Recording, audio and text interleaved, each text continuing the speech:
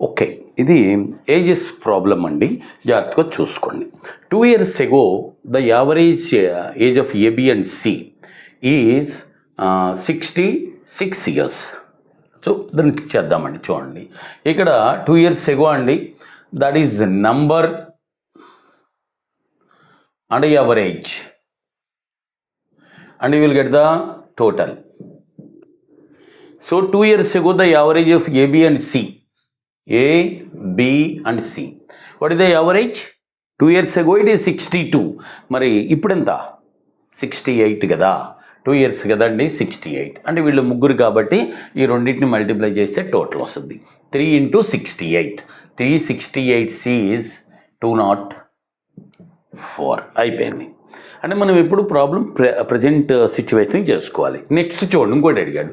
2 years from now the average age of A and C will be ఎంత అండి?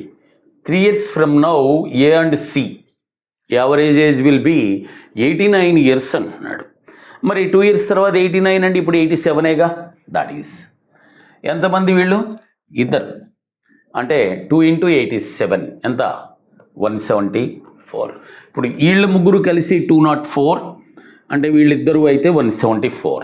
ఆటోమేటిక్గా బీది వచ్చేస్తుందిగా. ఎంత? 30. 204లో నుంచి 174 పోతే బీనే కదా. కాదు, బీది ఏంటి? 30. అది ప్రజెంట్ ఏజ్. వాడు ఏమడిగాడు? What is the age of B? 4 years from now. 4 years తర్వాత బి ఏజ్ అడిగాడు. సో ఇప్పుడు 30 కాబట్టి 4 years తర్వాత ఇట్ విల్ బి 34.